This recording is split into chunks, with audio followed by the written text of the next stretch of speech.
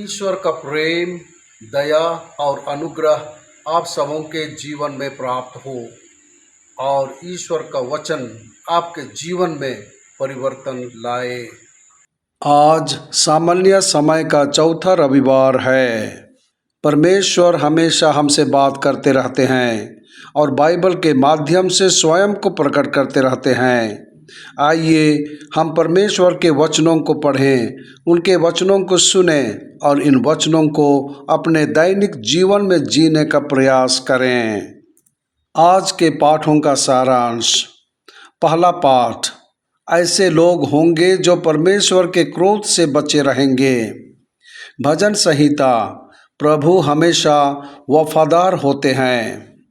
दूसरा पाठ, परमेश्वर अपनी शक्ति दिखाने के लिए कमज़ोर मनुष्यों को चुनता है।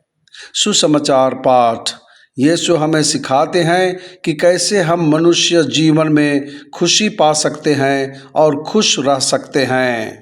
आज का पहला पाठ में सपन्य हमें बताता है कि जो यहोवा को ढूंढते हैं, जो दीन हैं और उसकी आज्ञा मानते हैं, वे परमेश्वर के प्रकोप से बचे रहेंगे। परमेश्वर हमेशा विनम्र और धार्मिकता की खोज करने वालों का पक्ष लेते हैं।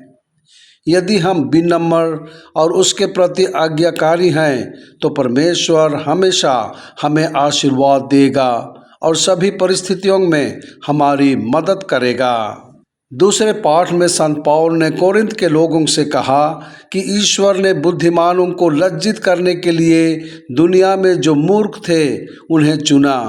ईश्वर ने उन्हें चुना जो दुनिया में कमज़ोर थे, जो मजबूत लोगों को लज्जित करने के लिए थे।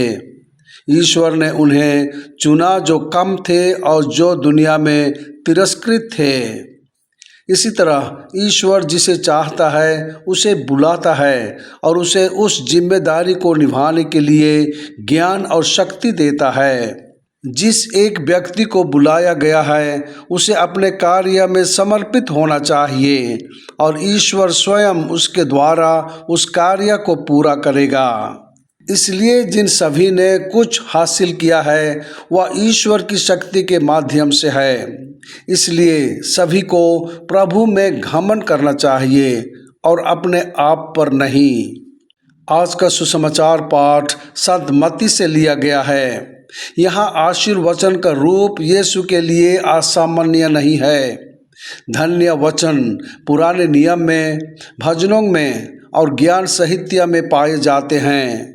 वे लोगों को परमेश्वर की कृपा पाने और अपने जीवन में सुख प्राप्त करने के तरीकों के बारे में सिखाने का एक तरीका है। धन्य का अनुवाद कभी कभी खुश या भाग्यशाली के रूप में किया जाता है। दूसरे शब्दों में यीशु कह रहे हैं कि ईश्वरीय कृपा उन पर है जो गरीब हैं, जो शोक मनाते हैं, जो सताए जाते हैं। मत्ती हमें स्मरण दिलाता है कि जो धन्य वचनों में वर्णित तरीके से कार्य करते हैं वे परमेश्वर के साथ अपना प्रतिफल पाएंगे। यीशु ने आश्वासन दिया कि जो धर्म के कारण सताए जाते हैं वे स्वर्ग के राज्य के अधिकारी होंगे, उन्हें स्वर्ग का प्रतिफल मिलेगा। यह यीशु का वादा है और यह सच है। हम ईश्वर के लिए जो कुछ भी करते हैं वह हमें पुरस्कृत करेगा। यदि हम उसके लिए कठिन परिश्रम करते हैं या अधिक कष्ट उठाते हैं तो वह सब कुछ ध्यान में रखेगा और हमें 100 गुना भी चुकाएगा। धन्य है वे जो प्रभु के लिए जीते हैं और काम करते हैं, उन्हें इसका प्रतिफल मिलेगा। इस जीवन में उन्हें शांति मिलेगी और अगले जीवन में वे अनंत सुख भोगेंगे। प्रार्थना। हे प्रभु यीशु ख्रिस्त, आज आप हमें आशीर्वचन के माध्यम से खुश रहना सिखा रहे हैं। विनम्रता, सादगी और दरिद्रता के गुणों को बनाए रखने में मदद करें और उनके माध्यम से खुशी प्राप्त करें। हमें अभी शांति दे और हमारे मृत्यु के बाद अनंत आनंद दे। आमीन।